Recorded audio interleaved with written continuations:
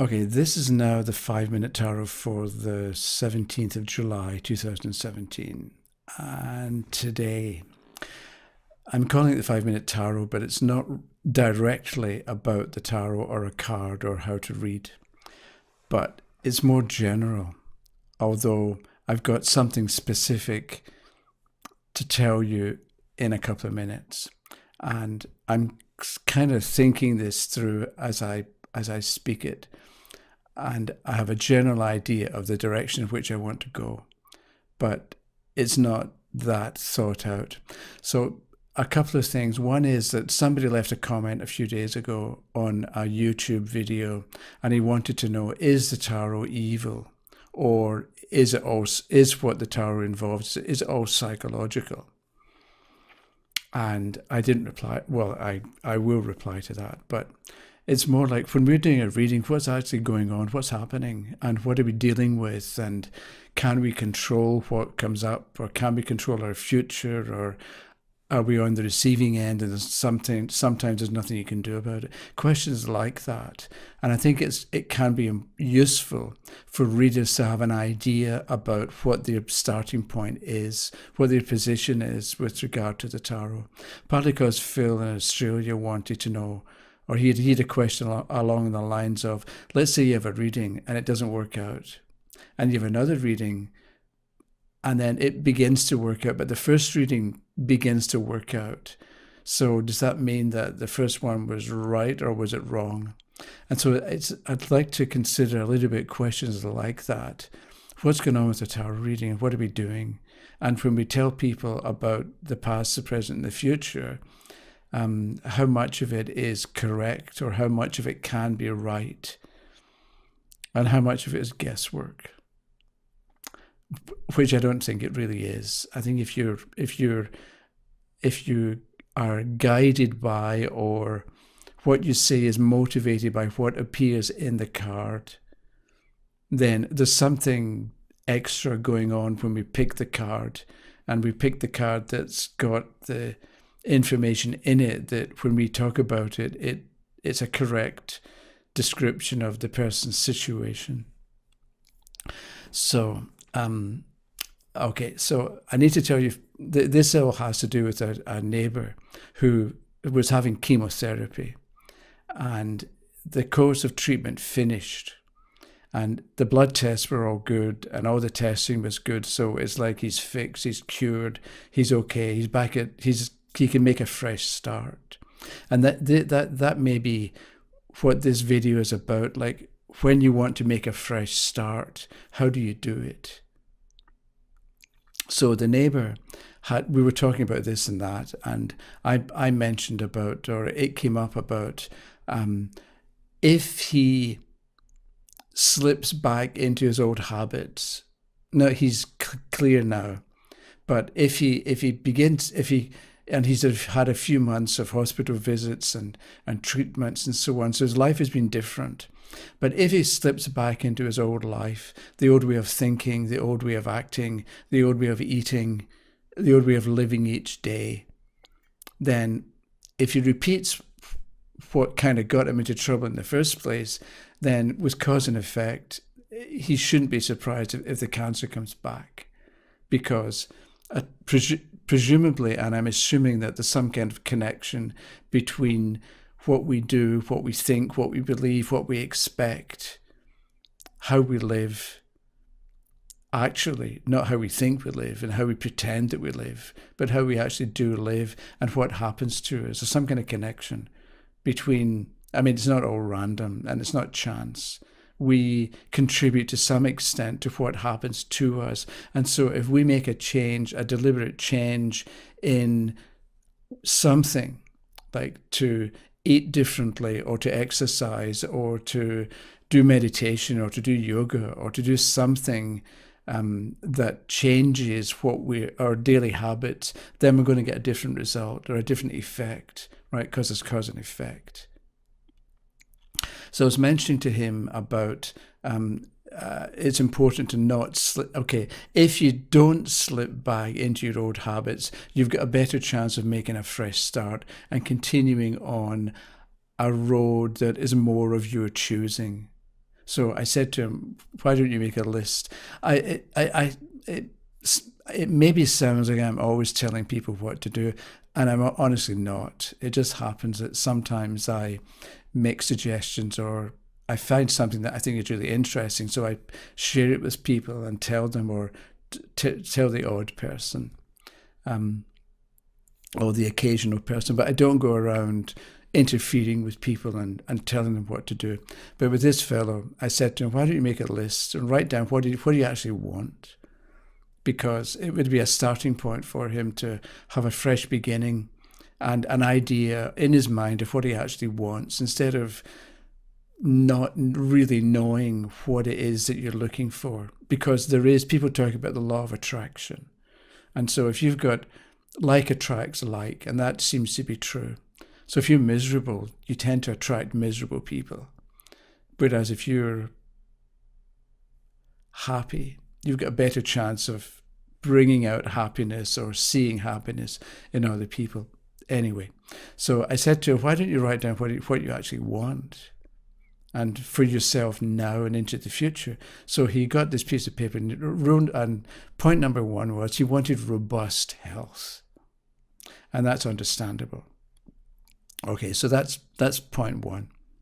This fellow, a neighbor, wants robust health. So a few days later, I happened to be on YouTube, and I'm kind of curious about this and that. So on the recommended videos for YouTube, there was this one about intermittent fasting, it was called. And I thought, that looks interesting. So it turned out to be this fellow. It was a 10-minute video with a link to a BBC television program about intermittent fasting.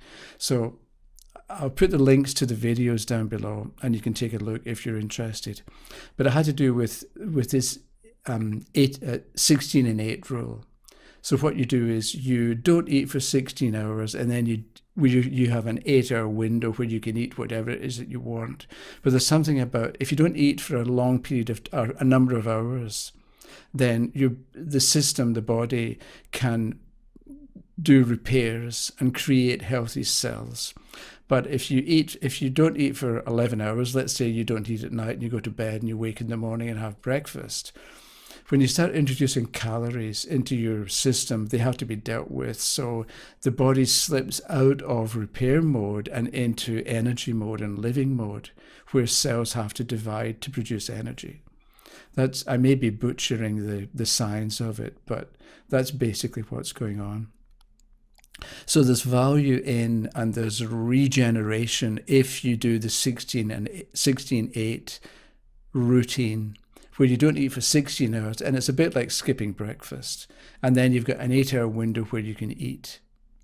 So, and over time, you don't get sick, partly because your system is better. So there's a link to a more scientific BBC television show it's a series called Horizon, where the fellow looked at fasting, and he went to the US and he did a 3.5-day fast, and his blood test, important factors that show tendency to heart problems and heart attacks and cancer, those levels reduced even in just 3.5 days of not eating. And he was told if he repeats this once a month for a year, he'll be cured. And the odds of him having cancer are like 1,000,000 to 1.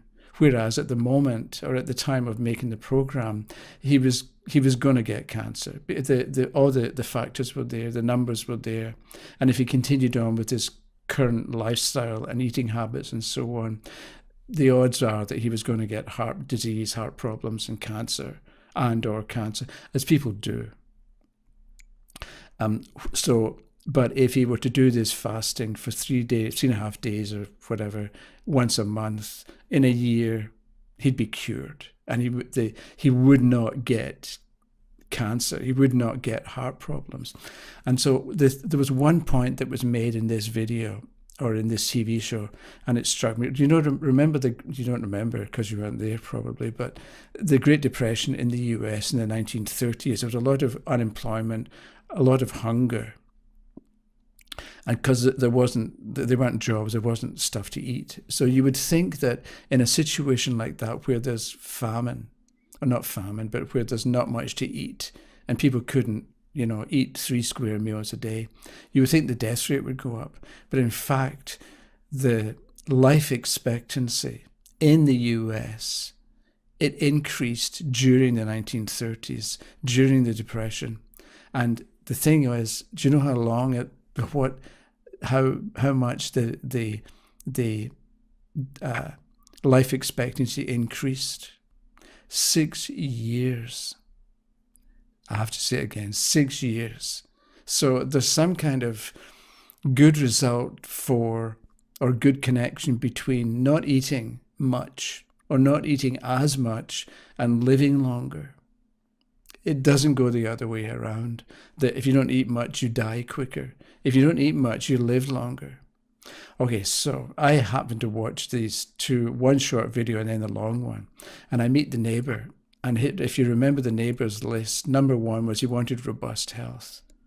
So he wrote that list and he assumed that nothing much had happened because he's got in his mind that something is going to turn him into a healthy human being, but he doesn't really believe it's possible. So he writes down his list, and number 1 is he wants robust health. And a week later, somebody tells him about intermittent fasting, which is probably all he needs to do, and it's free to regain health and to certainly not slip back into the situation and the conditions that caused the cancer in the first place, that necessitated invasive chemicals and drips and I don't know what else, all sorts of stuff. So in his mind, he asked for robust health, but nothing was happening and nothing was improving and nothing was getting better. And in a couple of weeks from now, 3 weeks from now, he's still going to think, okay, I asked for robust health, but it didn't happen. So I think my point is, when you ask for something, you're supposed to pay attention and observe what comes to you and assess it and not just ignore it. But you're supposed to be paying attention to what you're thinking, what you're noticing, what you're doing, what effect certain things are having, what you're enjoying, what you're not enjoying, what you want to enjoy, what you don't want, what you're fed up with. And so you make changes. Because this fellow wrote, and you think about the law of attraction, he wrote down he wants robust health. Only a week later, he's given the key or a key to robust health for him, and it went straight by him. He didn't notice. And I think we ought to pay attention to what's going on. We ought to pay more attention and take more seriously what happens to us. I don't mean agonize over it and nitpick and take it apart, but just observe as well and think about and see what connection there is between what we want, what we ask for, and what actually comes to us. Because it may well be that when we write down what it is that we want, we immediately have it, but we just don't recognize that we've got it. Or we keep acting as if we didn't have it. You know, it's a bit like, I was thinking about, so I'm going to do this. It's like you send out a thought, I want this, right? This is what I want. And then a few days later you think, nah, it's never going to happen. And suddenly, like that, you're sending out one thought and then you're sending out another contradictory thought, and you can't have both. So they crash into each other and disintegrate, which only reinforces your thought that you can't have it. So partly I'm saying, control your thinking and, get a grip on what's going on inside your head. And if you do that, if you don't get carried away and you've got an idea of what it is that you're looking for or what it is you want to create, what kind of life you want to create for yourself, then that And so that I think is what a tarot spread tells you. So it gives you information about what's really going on, about your participation in your own life, about how you can bring about improvements, about what to do to stop getting in your own way. And I think there's an awful lot of that going on, that we get in our own way. But then instead of recognizing that we got in our own way and we set up barriers for ourselves, we assume that it's God that does it to us, or it's life has got it in for us, or that the government hates us, or, that something out there is doing it to us, or is setting up barriers, or is making it impossible, instead of understanding that everything that we think is possible, which is why the law of attraction works and what really is going on with the law of attraction. But it all counts, our positive thinking as well as our negative thinking. So how much are we dismantling our own creations, our own imagination? Okay, I don't know what this is going to sound like. So today's Monday. It's Monday morning here, and I'm making this. I may not be able to get something online tomorrow, but if I don't, then I'll be back on Wednesday. So I may see you tomorrow. If not, I'll see you on Wednesday. So thank you very much for watching, and I'll see you again, and have a nice day, as they say. Okay, bye-bye.